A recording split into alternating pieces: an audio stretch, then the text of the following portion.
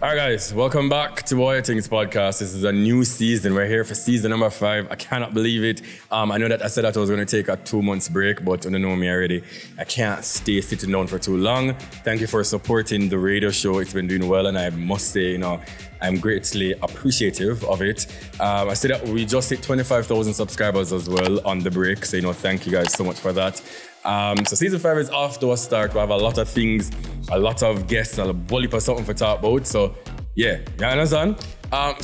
Here with me is the Olympian bronze medalist, yeah, Megan Simmons-Topper.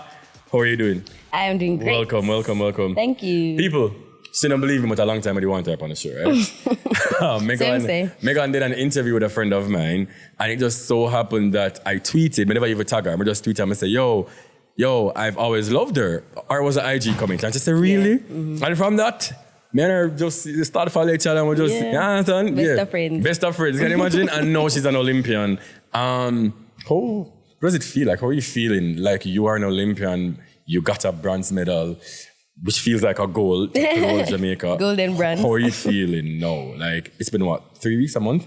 3 weeks probably. Yeah. How do I feel? I feel pretty normal. Normal? Yeah. Really? No pressure, nothing. I'm really grateful for the team that I have, my husband and my executive manager, Paula. They've been doing the brunt of the work. So I just have to show up where they tell me to show up. And I like it. You've been in a lot of interviews, by the way. Like, you man, the media role, I don't know when you have time for training. Them can't tire of you. Them can't tire of you. You've been doing a lot of work since. I don't know when you find time for training and all these things. But thank you so much for being here, by the way. And it's not an interview, it's more like a conversation. We have a lot of things that I want to talk to you about. If there's anything that you don't want to answer, you can just say, Kareem, yeah, understand? I plead the fifth. Yeah. So I'm going to kind of rewind just a little bit. And I know a lot of your interviews kind of start the same way. But people say, oh my God, yeah, you're a gymnast. But yeah, you actually did gymnastics in prep school. Yes. And then your prep school coach says you can do tracks, you girl fast and all these things. Yes. You ran. Yes. Then your parents wanted you to be in gymnastics. Yes. So you still did that. Yes. Did you do both of them in prep school? I did. Yes. But you loved tracks more. Yes. So you never did know you could have run before? Before grade 1? Yeah. It don't really matter. You like basic school, like, I don't know, you could be like a star athlete. No, preschool. Like sometimes somebody has to come to you and say, that's possible for you to actually realize that that's possible. So that was the situation. Okay, and then you transitioned to the St. Andrew High for girls. By the way, my favorite high school, girls' school, because I went to the Jamaica College, so a sister school, and them something. So then you went there and you continued to do gymnastics. Actually, no. That's when I was able to consciously break away from the hold that gymnastics had on me. Yeah. Because my parents, as you said before, wanted me to do gymnastics. And no matter what I said, no matter what I did, they would not let me stop. They would carry me every day religiously. And I was just so tired of it. And then high school came. I guess they weren't as available to take me and everything. And I wasn't going to take the what's the word? I was going to go on my own. Yeah. Come and did it. Yeah. So I was like, okay, this is the time to just break away. I went into cheerleading, dancing, synchronized swimming, netball. Everything. Everything. So you could have got Olympics and represented for all sports. That's and the thing. Guys. We knew it was going to happen, but we never knew which sport. Yeah. Okay. So separate and apart from you being an athlete in high school, Megan, in high school, were you popular? Because, a girl being in cheerleading and all these things, clearly, yes, so you're popular. Somewhat? Yeah, because when I was younger, my mom made me go into a myriad of things. She never, them parents say that hold it down, and not really hold it down, but like leaving the house and don't make it or nothing. She made me do everything. She carried me to every summer camp, everything. So they didn't have money? It wasn't money. It was just... gymnastics is not cheap, I'm afraid. Right. It wasn't... But she was very supportive. Yes. And she would have done anything to ensure that. Yes, okay, love that. So then you were somewhat popular. Yeah. And you did well in school. Yeah. Yes. So we talk about the Harvard thing, yes. So you did well in school. Yes. In school, like from first form to fifth form, before CXC, I did okay. I would get prizes here and there, which was always a surprise because I always went to school late. And then one morning, I went to school and nobody was in the class that I was supposed to have. And I'm like, where's everybody? Realizing that everybody in the garden theater for a prize giving, and my name was on the list for prize. You never know. So yeah. you were well-rounded then? Yeah. In high school. Did you... Well, I know that you ran at Champs, so we'll start about that too. So you were pretty much friendly. Yeah. You had friends. Yeah. What was the experience like though, going to an all-girls school? Because I know sometimes it can kind of be rough and girls are very catty and all of that. Actually, it was kind of the opposite for Andrews and for me. I thought that everybody was super friendly. I mean, Andrews girls are extremely passive in my opinion. When I came out of high school and Matthew would tell me what he would do at Woolmer's, I'm like, first of all, Woolmer's is like here on the list of boys' schools for me. So to hear the stuff, the barbaric things. Woolmer's are not really one good school still, isn't it? Yeah. I mean, we digress. But yeah, so I was like, wow, Andrews, like, if somebody go up in somebody's face, the whole school would be running around. Because that was huge. That never happened. Right. So when it happened, it was like... So Andrews for me was relaxed, chill. You could just be yourself. You never had to be afraid to be yourself. I had a lot of friends. I knew a lot of people, and I never had like a particular group of friends. Yeah, love that. Or what it is, I never had a particular group that fully accepted me as a part of the group. It was always, yeah, we love Megs, and yeah, Megs can chill and stuff. But that's not like me still. Really. Yeah, but like I was a part of every little thing, right? Love that. All right, so then you left high school and then you went to the MVP club at UTech.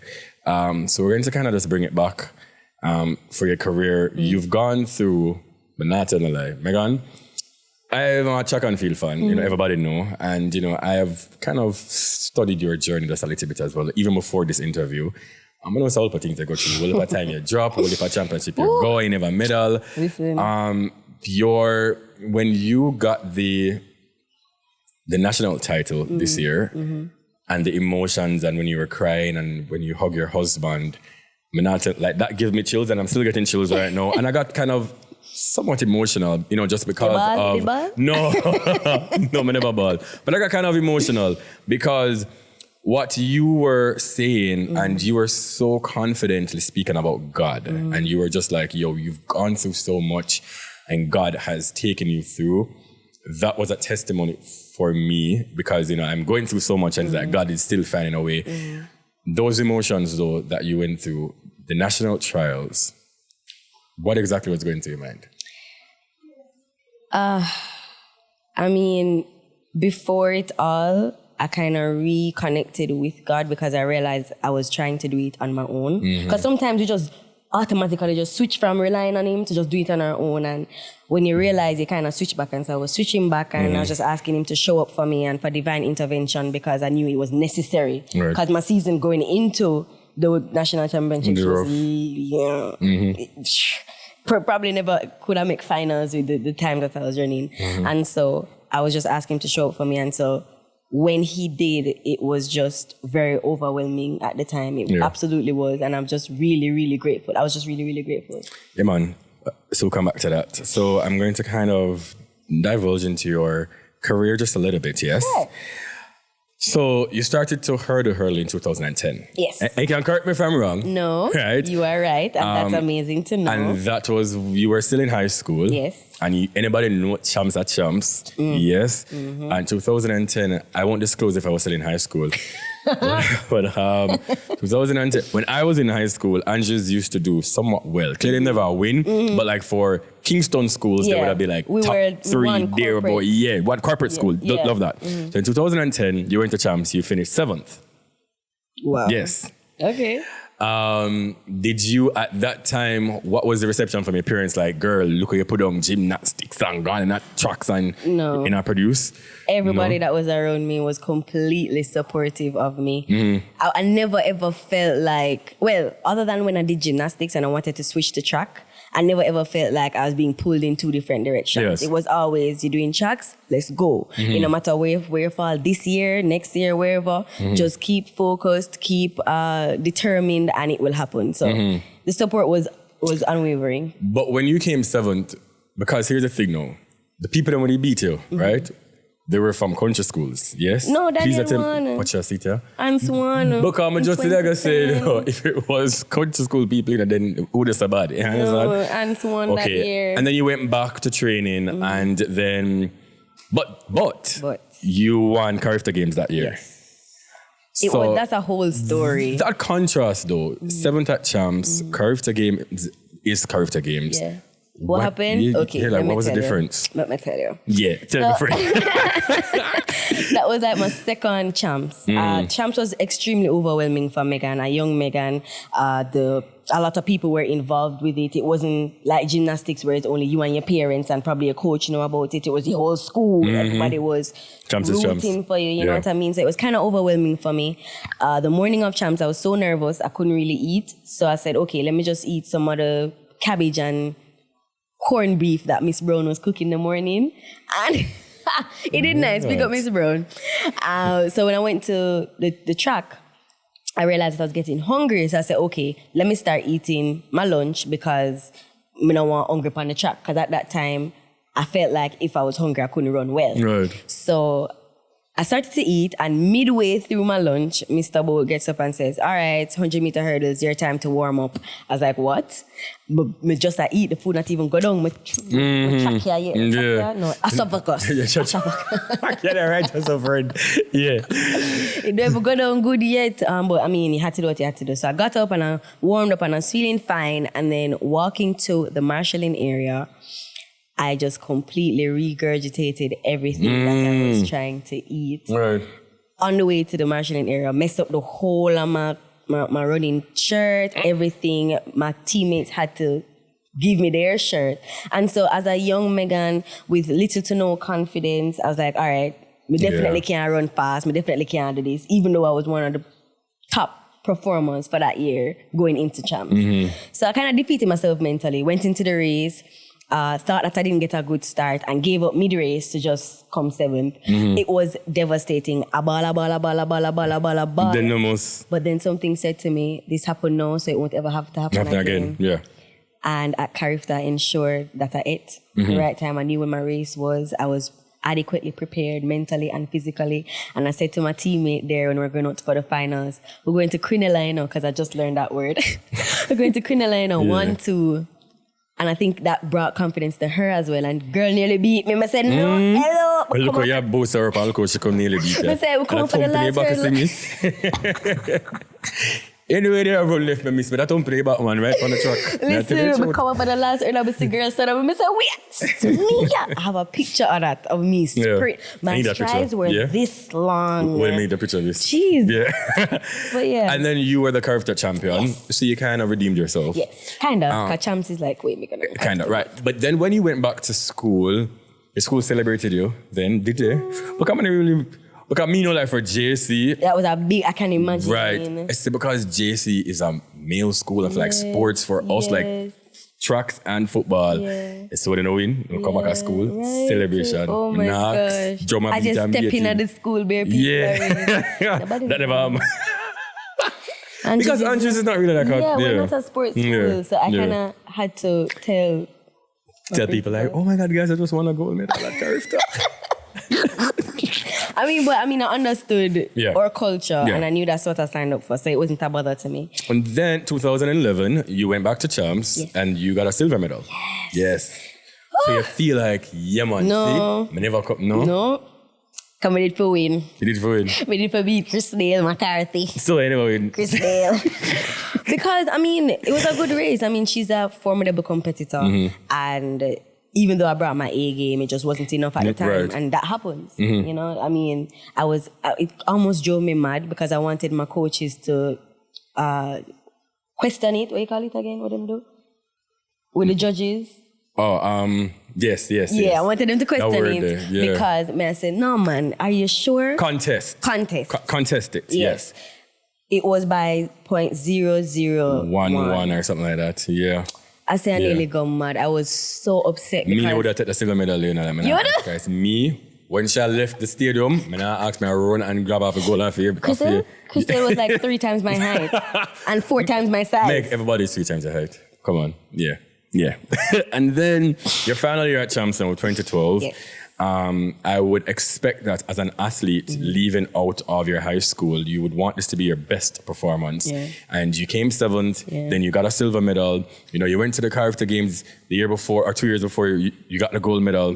Yeah, so yeah, man, this year is the year after leave with a goal. Yes. But then you came 4th, not even the bronze. Not even the bronze. I don't even remember 2012, to be honest. I wouldn't want to remember it either. But then, yeah. They were good competitors, you know what I mean? And if you never brought your A game, I ate that. you'd have come forth, so... So then you left the St. Andre High for girls, and you know at this time as an athlete, you're now scouting around, or people are scout you to figure out what club you want to go. Yeah. Me here say Harvard. I don't know other Harvard something I drop him. Like I've never heard this until one interview I watch and me ear say Harvard was interested because of your academics and stuff like that. No. I'm not going to tell a lie. No. It was not because of the academics. So them just really wanted to run for them. Yeah. So what it was is I wasn't necessarily a sought after athlete coming out of Andrews.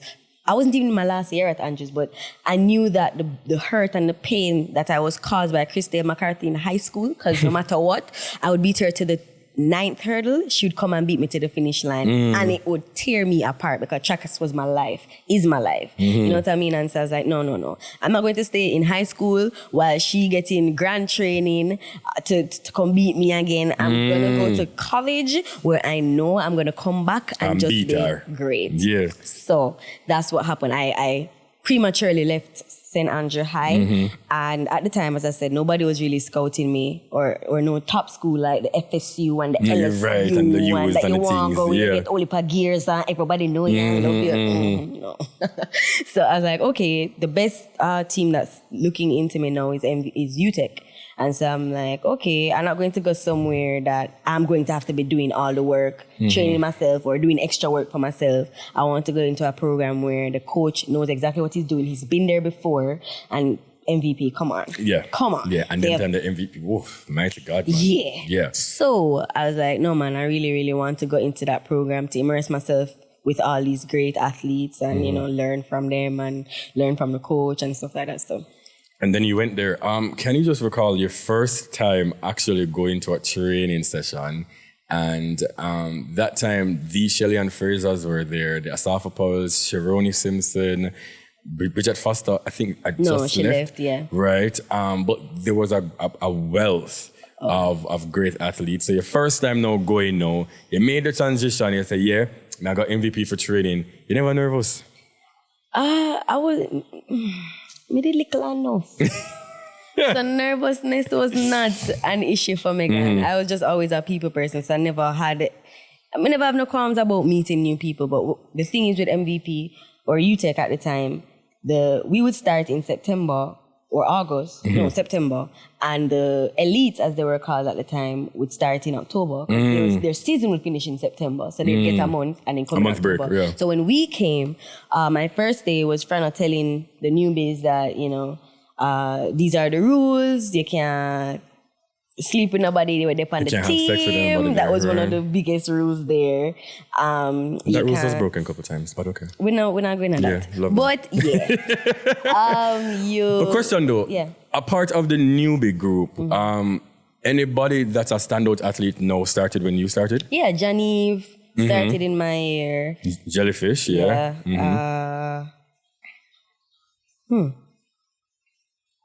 That's it. Okay. Love that. So then when the senior athletes now come at training now, and then you're seeing all these greats, I mean, for somebody that loves track and field, if that was me, man, I ask Christ, I just sit down and like, oh my God. Listen. Yeah. But they weren't, and that's the thing, when you're seeing people in their natural habitat, like they're animals, what? But yeah, when you're seeing people in their natural state, they don't look as grand as they would on TV or stuff like that. So when I saw them, I was just like, y'all normal. Yeah. It was only Shelly. Shelly did have this aura about her. She was just like, God, yeah. You know, she did always have on her good week and then stuff like that. So she did just look, you know what I mean? Good as that to the man. Yeah. But everybody else was pretty normal and friendly, and it was just a nice vibe for me. Because me never really, bad energy, me never really study it or follow around. So even if there was bad energy, we would have just really pay attention to that. Yeah. So then you started training in 2012, was it? Or 2013? Because that year you won your national, 2013 now, you won national junior title. We beat Christine. Finally. So you beat the girl now, you say, yes, teacher. Finally. After all these years, you nip me on the line and all these things, I'm going to go man ball. I finally beat you now. What you going to say to me now, ma'am? Oh, God. Looky here, Simone. Yeah. So you beat her though? Yes. Yeah. I know. How was that feeling? Like, it was amazing. Sorry, Christine. You know, someone love you bad. You're my G, but baby time. It was like fulfilling a dream that I had. You know, that was definitely a goal to be back on top, and doing that, fulfilling that was amazing. So at that tender age, the training process with the legendary Frano, how was that though? So leaving Andrews, I knew that I didn't have what it takes to really be good enough in training at MVP, because I heard of their training. Yes. Some crazy 4 bills. I mean, I said, boy, I went to Paul Francis at the time, and I'm like, Paul, how am I going to manage the training? Me never even run 150 at Andrews. How am I going to manage 300 and them something? So him say, you can go on the field and do some jogging before it starts to kind of get your body kind of used to it. And then I joined in. I'm a hard worker, so I don't like to lose. So I'd always push myself. And at the time, I was a youth. I was still a youth, so I was able to go to like the under 20 games and stuff like that. And so Frano said, okay, you have one less. So I'd always use that one less to my advantage. Because I have one less, I can blaze harder than Uno. Right. The first couple, and make it look like some fast. So that was my... Yeah. So then you got the national title. You beat the person that did stuck in your head like, girl, yeah, mama, for winning. Then the following year is your senior championship. Yes. Right? The first. Yes. First senior. At what age was this now? This was, I think, 19. 19. So then you're preparing, you're training hard, the rigorous training, everything. Then Megan, you got a people them championship and you fast start. Like, what happened? The only Was it thing... pressure? No. I mean, yeah, because I always put I always used to put a lot of pressure on myself, have the world on my shoulders, everything. And I couldn't understand why I was so pressured. Nobody cared, really. If I did too much, my parents weren't pressuring me. Nobody never did pressure me, just I pressure myself. But it was just, I think it was more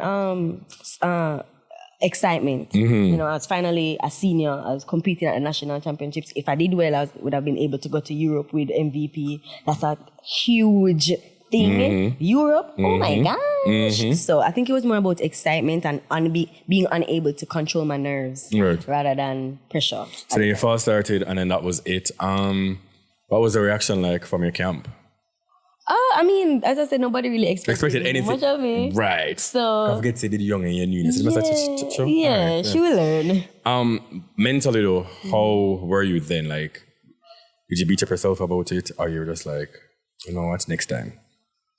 I think I was more trusting in God to say, okay, this never happened the way you wanted it to happen, but I have something better in store for me. Yeah. Okay, and then the following year, you hit a hurdle, and then what happened? No, 2014, I went to trials and I came, was it 7th again? Right. No, actually, I think you finished last in that race. Oh, yeah, possibly. Very possible. So then I think you tipped clipped the last hurdle and then you finished last. And hop across the line. And then hop across the line, crawled, whatever it is.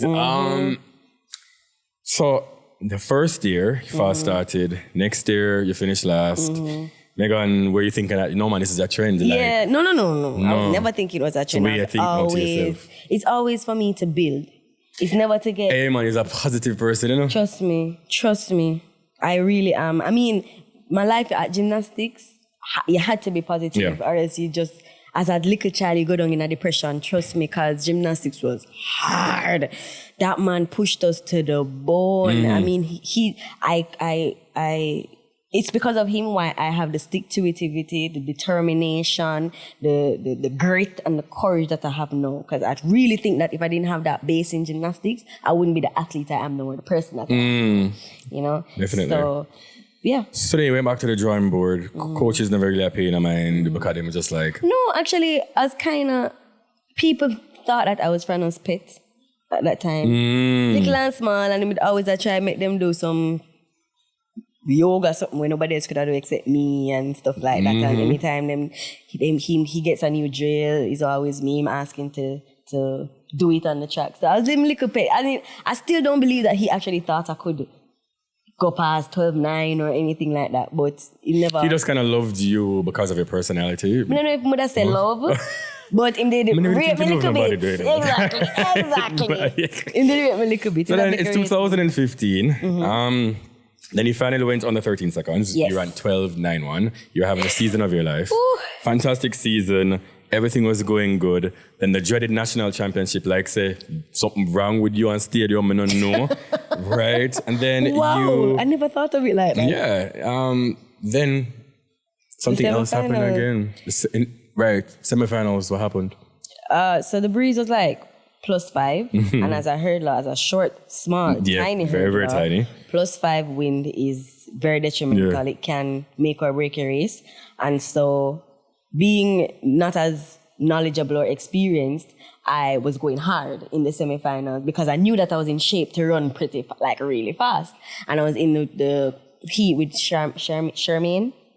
And I knew that if I beat Charmaine, that would definitely send a message, you know? And so I was going hard. Unfortunately, with the wind and me going hard and me trying to control this newfound speed that I had, it just ended up in a... All over the place. Yeah. And so I hit the hurdle and tried to recover, end up jump over the next one.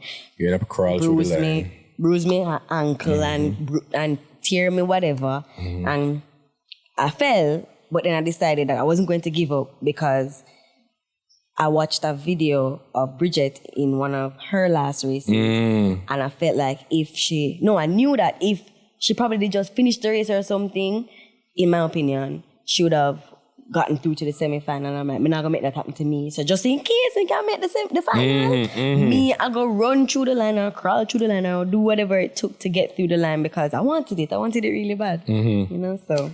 And then more bad news, more disappointments. That year was the World University Games. But then you got injured and you missed the game. Yeah. I'm assuming now that this would have been, I'm ready.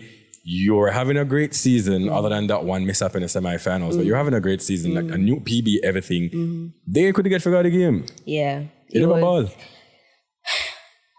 It was more of a shock because I found out I was supposed to get to the airport, for example, at 1 o'clock, and I found out at 12 when I was supposed to go bathe and get ready to put on my clothes and go. Right. That I was injured and it don't make sense to go on the plane. So you get a call from your coach saying that them get back the MRI results, everything, you can't make it, it don't make no sense, stay a yard. I just throw my clothes and throw my everything, I throw my gears, I throw my spikes. Because can you imagine? I mean, even not even as an athlete, but just anybody. You're preparing for a trip, you're excited about the same trip to go and perform or to do whatever. And then you're going to get a call saying that you cannot go. Disappointment to that. Ask guys, I have a heart attack. But it was, the peace of God that engulfed my whole system at that time was just, it was so big, it was noticeable. Because usually when you get peace, I don't feel like we notice that we get it, we just chill. But the way how it did just engulf me, I'm like, what? I'm not even crying. What is this? Like, everybody was like, you're good? Like, you're good? And I'm like, yeah, I'm okay. Like, even though I'm extremely disappointed. God gave you peace of mind. Trust me. Yeah, man, God gave you peace of mind. Wow. And then, now 2016, Penn Relays. What were you going to run at Penn Relays? I was going to run the hurdles. The sprint hurdles. And then you got a bug. Yeah. Why am I gone? How old was that with this? You got a bug now at the Penn Relays. I heard that your family members were sick, you never paid no mind because you were training, blah, blah, blah, blah. You went there now.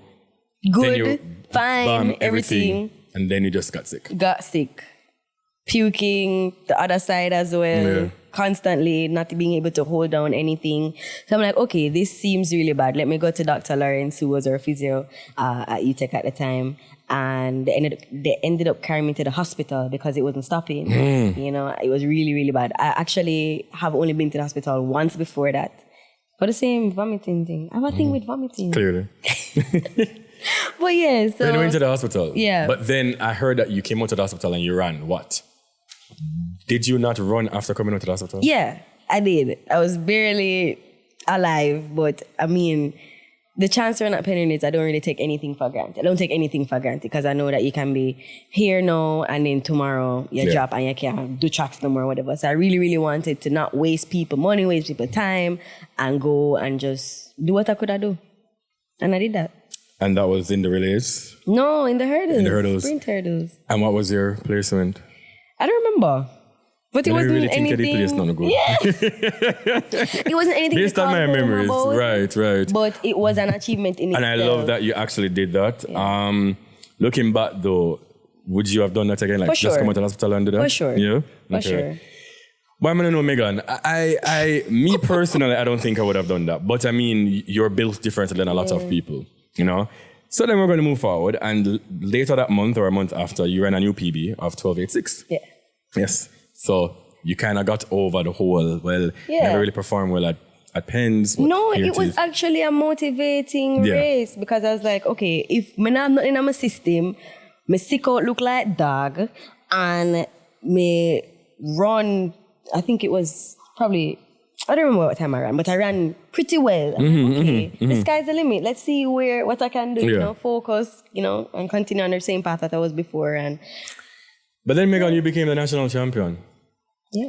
That same year, 2016. And that was an Olympic year. Yes.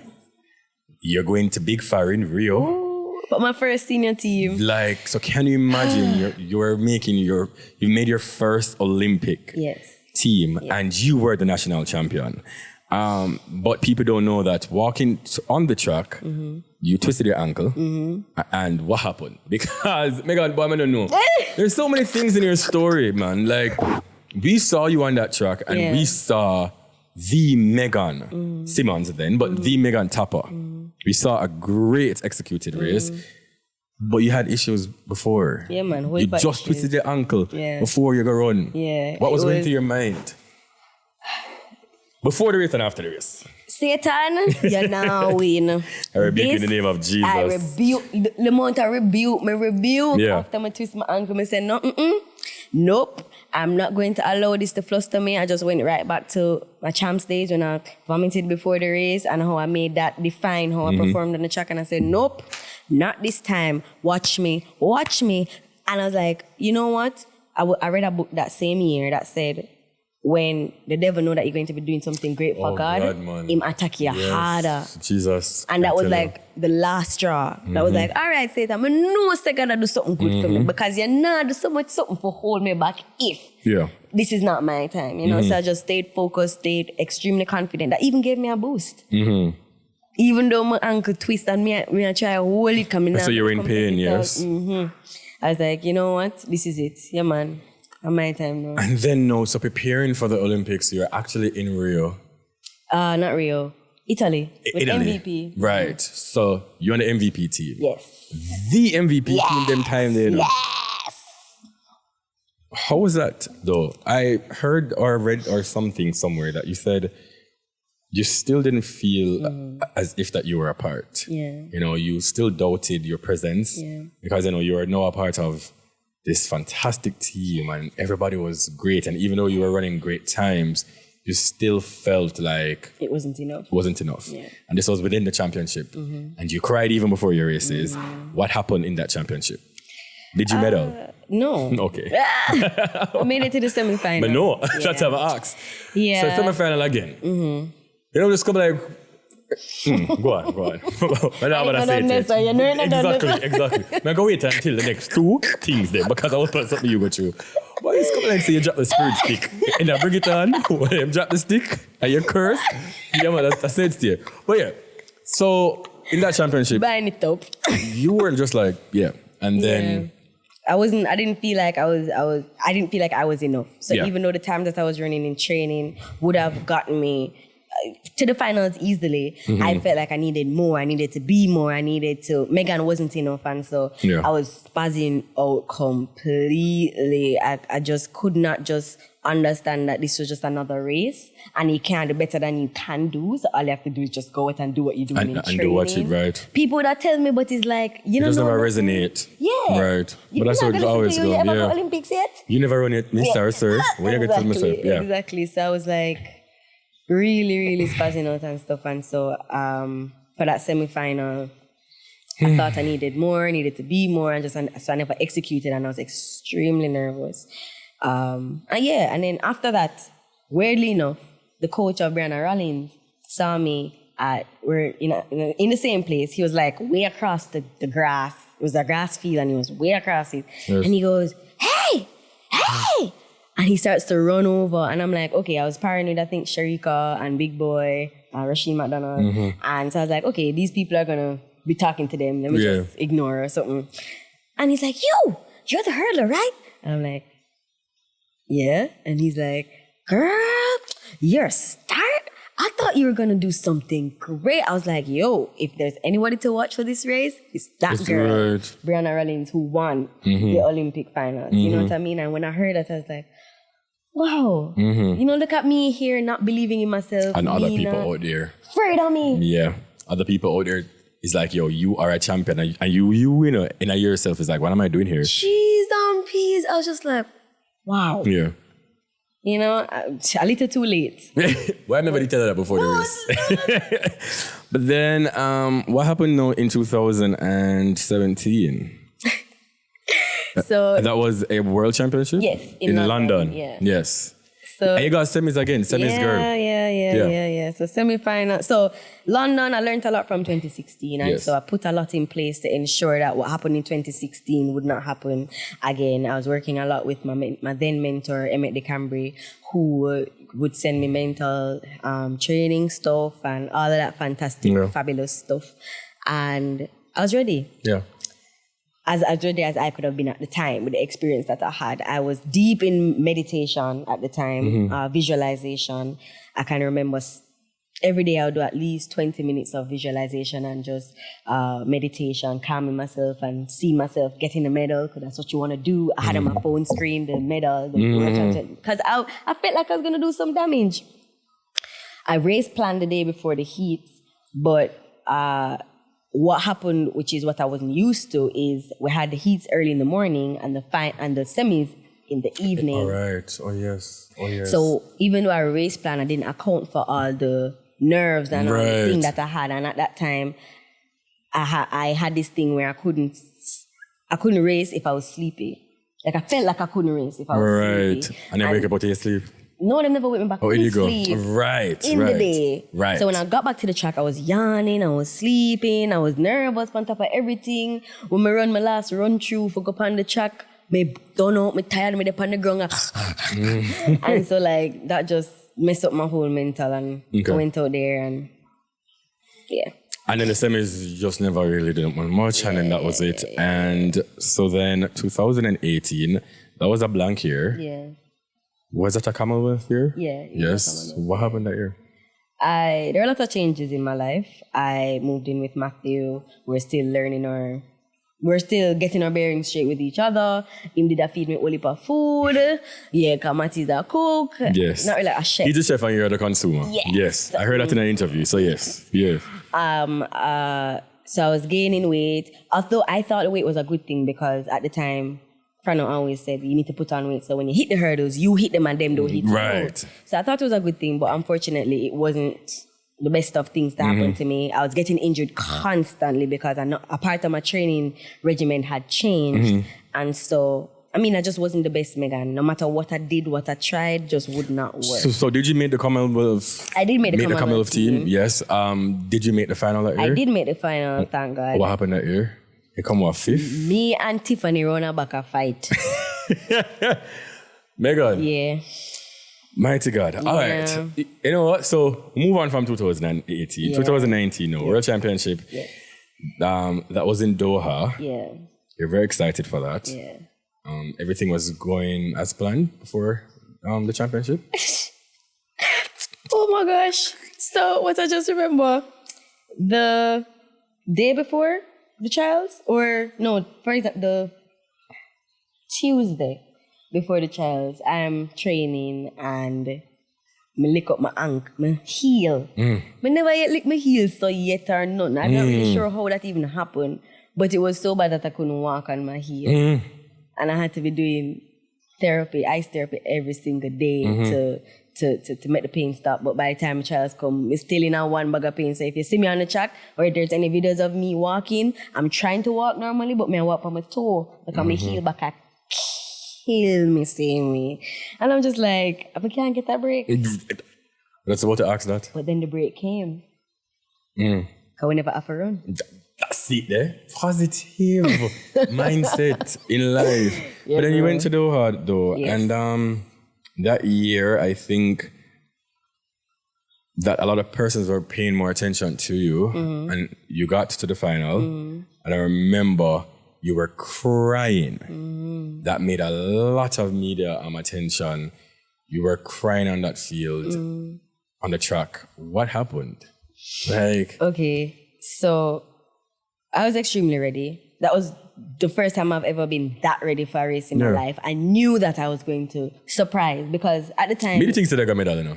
That year, let me tell you, this year, I might not have betted on you that you were going to medal. I'm glad to say you talk. I mean, I'm still telling you something about it. No, I'm still talking about it. But that year, I had you down for a medal. And I remember when I said Megan, a lot of person was like, Megan, right. But I was like, Megan is definitely going to medal. When you were crying, I look off my TV. I vexed about them. Me vexed, like, if they do, they just go home. Yeah, vexed. So what you were happened was, mentally prepared. Yeah. I was ready. I never even nervous. Trust me, man. I was super focused. Went on the track and we're in our set position and I felt somebody move.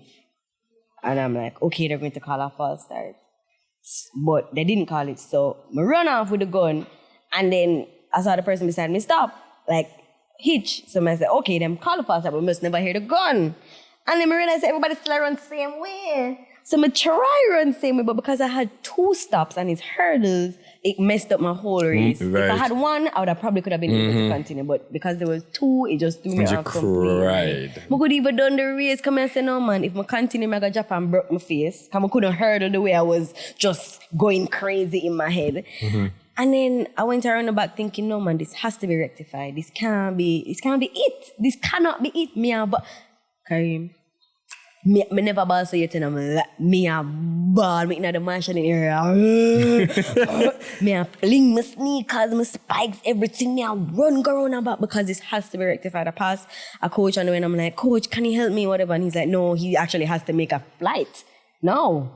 Did them done their work champs not done yet. And I'm like, okay, run go around on the back. Saw Shelly, she run come hug me up. Shelly don't hug.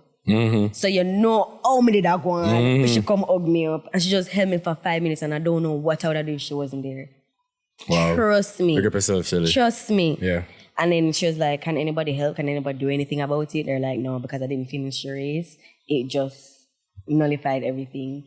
And I'm like, so you know, so me just ball even worse. They said, them time there, I couldn't see what God did I do. I couldn't see it because he put all that hope, all that expectation. Well, I thought he put all that hope, expectation in me just for me to go out like that. I didn't even get a chance. If me did run and come 7, I could have said, all right, but look what we can learn. But I couldn't learn anything. Yeah. I couldn't learn anything from, at the time I thought I couldn't learn anything. Yeah. Like I couldn't see it. Right. None at all. I may ask Matthew because Matthew was there. He phoned me. Like I was just walking aimlessly afterwards and he phoned me and he's like, yo, you good? No, he was crying too. And two we did just a walk at a ball too.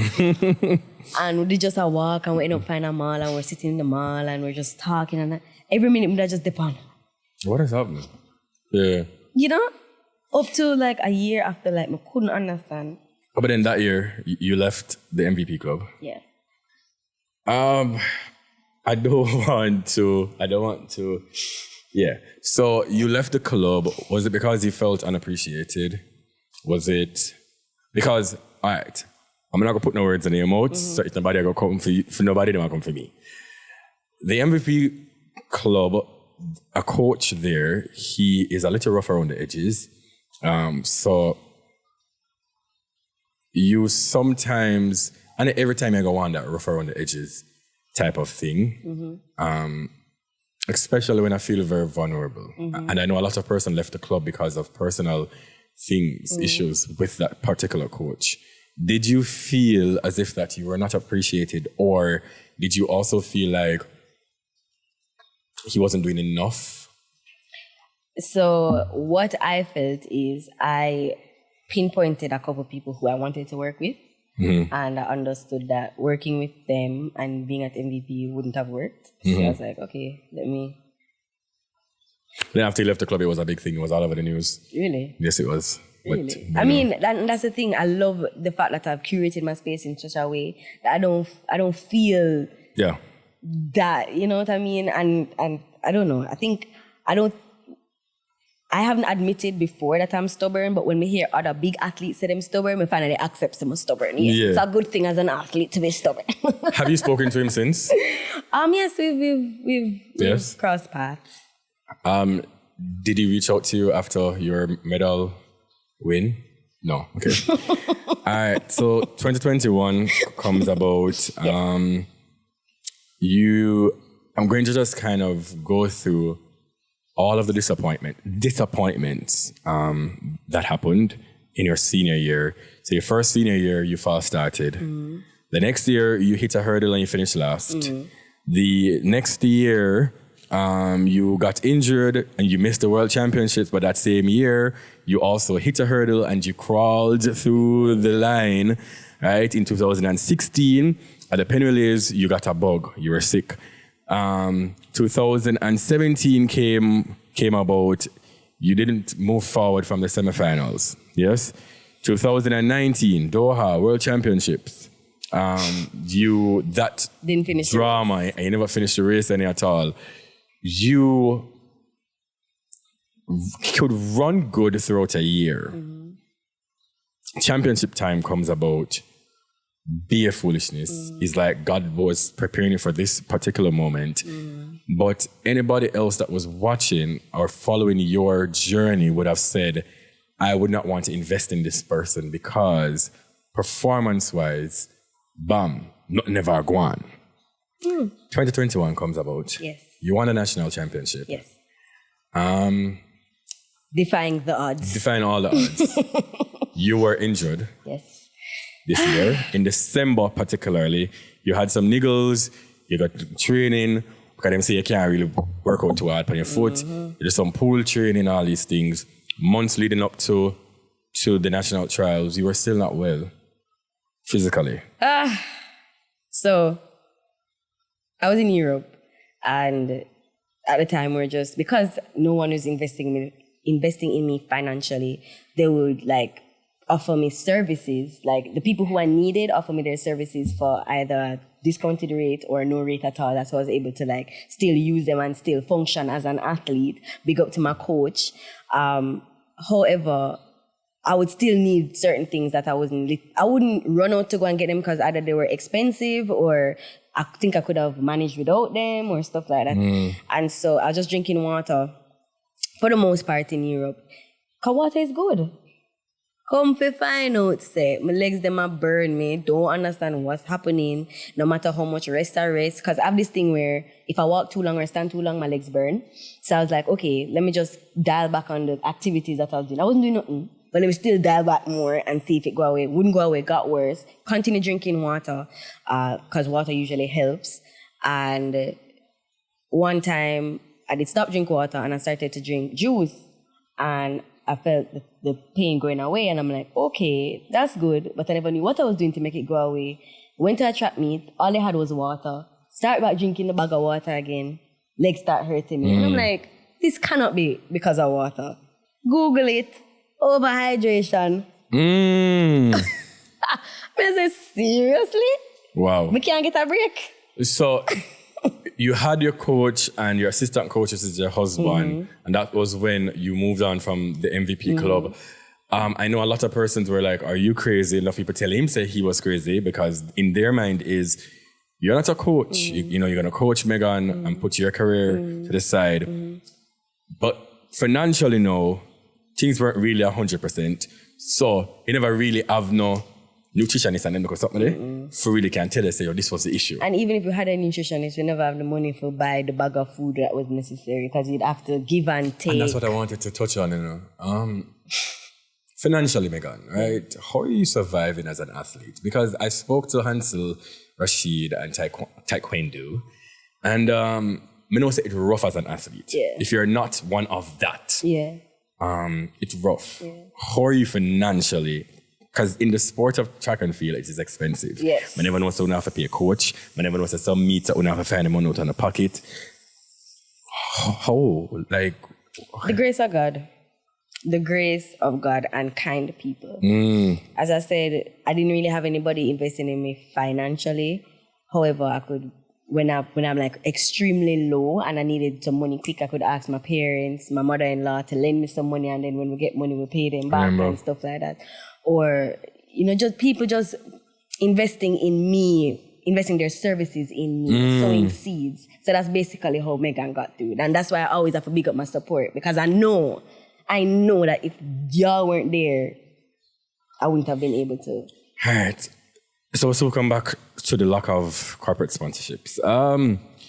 So you move forward now. You were injured throughout the year, and then you came to the national trials. Did you think that you were going to win?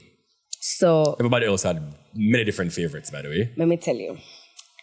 When I went to the meet in Netherlands, I don't remember the FBK games. After that, that was the same weekend that Shelly ran her 10-6. And I was like, yes, I can go off for that wavelength, that momentum. And I was excited. And I'm like, yes, I'm going to run really well. I'm going to go on 12-9.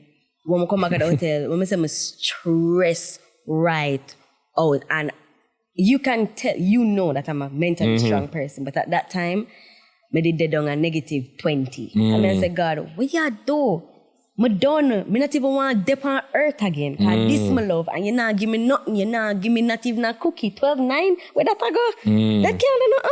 In a good, solid, competitive race. I never me run it by myself and win. Because I never have nobody I drag. The girl go run 12-3 in the same race.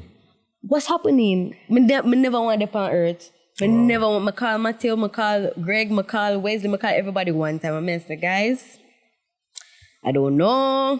I want to come on me, this not worth it. Everything. And then talk to me, and that's why your support is very important. Because some people that say, all right, yeah, man, come on, because this don't make no sense. None of I call Philip as well, my coach. And they were all like, no, man, relax. You'll be fine, whatever. I went to Italy, 13. I said, so I start writing in my book and I say, God, you need for show up. I try to do this by myself. It not work. You need for show up right now. I need divine intervention. Show me what I should do.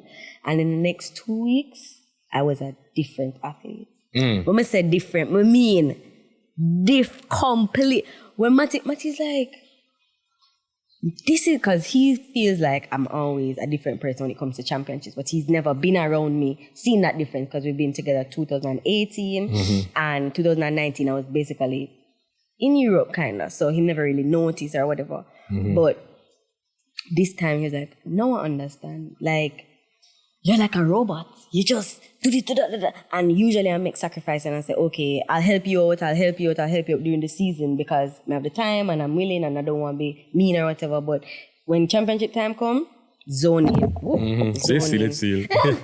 Yeah. I just focus on Megs because that's what it takes. And a lot of people don't understand that. You don't just get up and run. You have to invest in yourself. We're like race cars. You can't have a race car run on a road the day of the race. It needs to ready, it needs to tune properly to the T. And that's how athletes are and that's how our bodies are. And you have to treat it so. The championship time, I zoned in, I did all that I needed to do. Title. God came through. Yeah, man. He showed up. Your reaction and everything, believe me. And Matthew came on and hugged you on the after race. Mash up him foot. Really? Yeah, blood, chop up the whole lime shin. I run down the step. Gotcha. Because everybody was very excited. Yeah. And, you know, it was in the making. It was a long time coming. But then you've also won a lot of championships. National championship. Well, one. But you've also had a lot of great seasons. Yeah. But that didn't matriculate into championship. Yeah. So then you went to the Olympics and, you know, everybody know me. I love track and field. So I have a couple of good space and a couple of good things and we're, you know, making predictions. Let me just say though, I did have you as a bronze medalist with an asterisk. Because, Megan, remember in the mix, we have people that run 12-2. We have Kenny Harrison. We have so much different people. I'm not going to say that I did not have faith in you. What I did say though on the first space, You watch paper. That's it. Right. But then I did say, if you have a good race in the semis and the final, them can't hold you. I'm not ask Christ. And I did say that. When you came out now on the semifinals, Mr. Seat there, I was so excited. And I tweeted it. I got up on the space and I said, what did I tell you guys? I said, I have her with an asterisk, yes, for a medal. But when I see how she looks in the championship, I ate that. You know the people them will always say them have your back. And they never really have your back. Listen, people, Megan, what's up me a cuss me, you know? Cuss him. After she get her bronze medal, she cuss me right through. Yeah. But then you got the bronze. But see all a big up come at your queen and say, oh, she gonna get Olympic record and you see Olympic record and I can't see my name. Why you think me jump on the space with you and Lidge and Sad? No, come here, listen. Come here, hold on, hold on. Make it if none of them boy really believe in the legs. All of us did say though, once you get a good race, that is it. But I mean, I understand. You guys are paper followers, so I don't believe in the spirit of tracks. No, Meg. Wow. You just have people in back from my own show. But then, when I saw you though in the semifinals, I prayed. Let me not get to the line now. I prayed and I said, I know that you're definitely going to get the medal. Anderson ran 12-4. And I remember the space before that final, I did say, Megan is going to medal. Anderson is going to medal. That's based on that 12-4. And them said, but you never write her down on your list. And I said, but these predictions were before the championships. Things change. People change. And I said, but after I saw her here right now in a big fire in Tokyo, this is a different Megan that we saw throughout the year. Yeah, for sure. I'm going to say, yo, I know for a fact she got a medal. Yeah. What medal is she going to get? I don't know, but I know say, yo, you and Brittany, I forget a medal. Brittany, unfortunately, did not medal. Yeah. But then you got the bronze, which is our goal. Yeah. Throughout all these years now, Megs, one heap of disappointments, semifinals, one heap of different things, you finally got it. You never, even just waiting on, I mean, we in Jamaica knew that you medaled. You never did know. And you were like, pray Jamaica, pray. I mean, as a girl, pray what? You know, as a girl, you get the medal, what can I pray? Go for your flag. But because we knew just watching it over the TV. And then you finally got the confirmation that you were the bronze medalist. I must say, Camacho Queen hug you up and that reception was tear-jerking as well, like, yo, yeah. We actually, after the heat, because she was in every race, she never gave me a chance to win a race at the Olympics. Yeah. Right? But what can I set up this? But I understand. Yeah. After the heat, me and her walked, and the walk from the track to the warm-up track is like 20 minutes. And so we're just walking the whole time talking and we're just medsing. We kind of have a similar story. She ran really fast in college, but then it went downhill from there and she had to move to go somewhere else to get the training that she felt like she needed and stuff. And that's kind of the same thing with me. So we're just talking and we're medsing and we're bonding and stuff like that. And for both of us to really come through at the same time, it was just more than just a race. It was like, you know what I mean? We did it, girl. You know? Yeah. Another type of person. We did it, Joe. Another type of person for bad mind nobody. She's a great athlete and an even better hurdler. Yeah. Like, the first time I noticed that I had a disadvantage at hurdling is watching her hurdle in a race that I was in. Oh, she just step over the hurdle like a banana hurdle. No, man, she's very powerful. The yellow low one. And so she step over the high hurdle. I'm so be. Yeah. Going so far. No, man, she's powerful, bad one. Yeah. But then you got the medal though. Yes. Matthew, I don't know what kind of short for time because Meg can't sit down and chat for hours and hours. But Matthew being your coach worked for you. Yeah. I would say that. Your assistant coach worked for you. So then you got the bronze medal. I'm 100% sure that your support system and Matthew and everybody is very happy for you. Now the whole of Jamaica know we never believe in you. Yeah. And I don't mean just supporters, I mean like corporate. Athletes need sponsorship. There's no way you're going to use my image and a post and congratulations.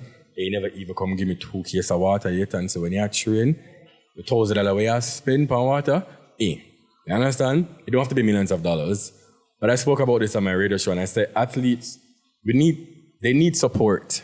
We do. Corporate have money, them have millions of dollars. But guess what? And then, yes, it's not their responsibility. No, it's not even that it's not their responsibility, but if corporate sponsors us and provides products with our faces on it, are the consumers going to buy? Yeah. So that's the thing, you understand? So you, as a whole, we have to take responsibility, not just blame it on corporate because... So when you can get sponsorship from, like, is the government supposed to do more? If we train with name on Twitter and say, yo, that company, we need to see Megan on the product. If we see Megan on the product, we buy. Yeah. That type of support, that type of media coverage and stuff that can give to the company and to us, that's that good too. Understand? But what can everybody else do? I mean, everybody else have money issues. With COVID and everything, I mean, the government tried their best. As I've always been saying, I call Babsy, I text Babsy, and even if she doesn't reply to me, she reach out to her people, and her people reach out to me, and the problem is dealt with as best as possible. So the support is there, it's just the money. I'm hearing that there are athletes who are representing our country who ride a bicycle for go training. Some people can't even find the money for pay a coach. Some people can't even find the money to eat healthy. I don't think this is right though. I don't know what we can do. I mean, I'm not a part of the Athletic Federation, Association, nothing. But I know that everybody is tight for money, Megan. But for me personally, if you can't even offer for say, I pay your taxi fee for go training every day. It don't have to be millions of dollars, but something. Little supplements expensive. Yeah. One little time me that got the gym with Patrice, it cost me so much money for little things. So imagine athletes who are working out twice a day sometimes and something have to happen. Yeah. It's a lot and leaving MVP, I didn't understand that it would have been so much, to be honest. I didn't understand that they did so much. So when I left, I'm totally for things that was being thrown at me, I'm like, okay, no more understand. And as I said, I'm really grateful for those people who kind of put their back on the line for me and invested in me with their services and different things and pay me money here and there, like my parents or my mother-in-law. But yeah, we definitely... But hopefully things change now. You're now a medalist at the Olympic. I understand things must change. In the sport of track and field, I'm going to talk about 5 minutes and just kind of divulge off of the seriousness a little bit. No track and field, it seems to be a positive sport. For anybody that follows the sport, we know that it's very political. A whole heap of things happen behind the scenes. How do you cope? Like, do you have friends within the sport? Like friends? I know you and Hansel is close. And Levy. Okay, and who else? Shelly, of course. Big up Shelly. You big need to come on my show. Big up yourself. So Shelly. Shamira. But there's some persons though that I know for a fact that has nasty attitudes and they would try to sabotage athletes in any way, shape or form. Really? You don't have to say it, but I can't say it. There are athletes, that training and you know what, but now I'm going to say it. News to me. But it happens within anywhere at all, any space. But the thing is, when you're representing a country, it kind of want that togetherness and a lot of positivity, especially when you're on the camps, whatever. It's kind of hard. You go downstairs and somebody maybe had to look on you a certain way and just ignore it. Yeah. But everybody have your mental strength, That is a good thing about you. But but I must say though, Megan, that wasn't really, well, as you say, we're not really penny negative energy or anything like that. But I mean, I really felt good energy at this Olympics. Love that. Like, everybody was more together. Yeah. Like it was positive, nice, you know what I mean? And JOA really, really, really, really came through with the team that they sent to the Olympics. Big up yourself, big up on yourself, everybody. Walter, Lisa, Gary, Miss Helene from J3As, big up on yourself. You are sponsored by any official brand? Puma sponsors me. Puma. Yeah. I big up Puma. And nobody else, like, locally? No. Not yet. Okay. But you have a management team now? Yes. Yes. Okay, so I'm assuming that they will kind You of... can contact Paula at fyijam@gmail.com for any interviews, any endorsement opportunities. Endorsements offer come. Endorsement opportunities. And you can follow me on Instagram, Megs Tapped In on Instagram and Twitter. Next thing, I want to pick up my brother. Yeah, artist. Yeah, artist, because your self-image. By the way, so you need to send them to me, please. I will for sure. I'm so excited. I think we've Thank spoken you so about much. so much, Megan. Can you tell us where we can follow you? Yeah, on Instagram and Twitter. Megs Tapped In on Instagram and Twitter. Gotta tap in. Working with your husband, how is it working and being at home quickly? Do you guys have arguments? Always. I think I'm gonna go forward today. Now. Like I thought that he was gonna be here. Oh no. Okay. He's busy. He has his own life. He's doing his bread pudding sale this weekend. Oh really? It's not got here. When? Whenever. But yeah. I mean, please link me still. Yeah. Okay. He does it like twice a month. Mm-hmm. Okay, good. So you guys can check. Where we can follow him. You can follow him on Instagram, Matthew Tapper on Instagram. 2 P's, MATHUE.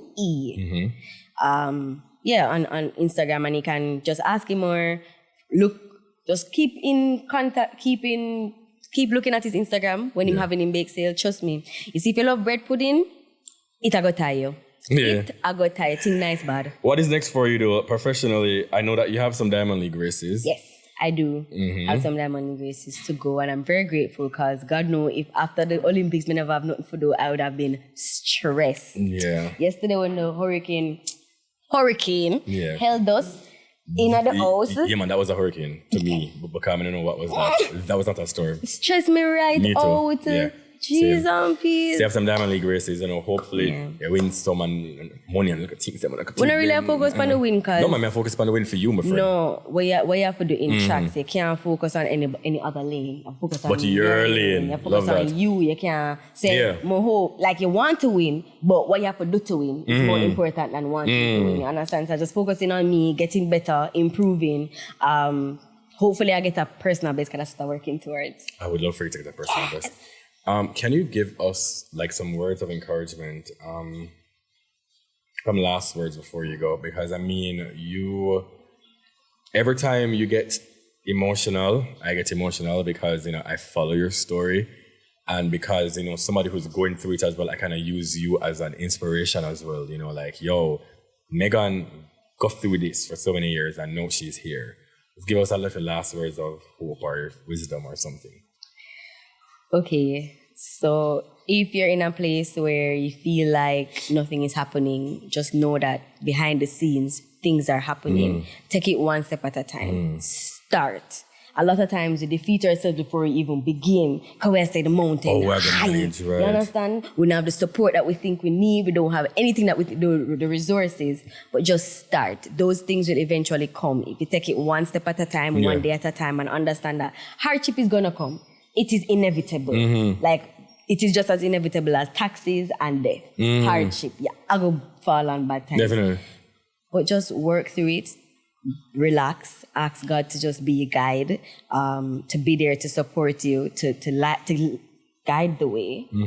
To give you divine intervention as well. Because none of the things that was Sigwan, it wasn't anything that could have been done by you. It had to have been God stepping in himself to, kind of push things into your direction.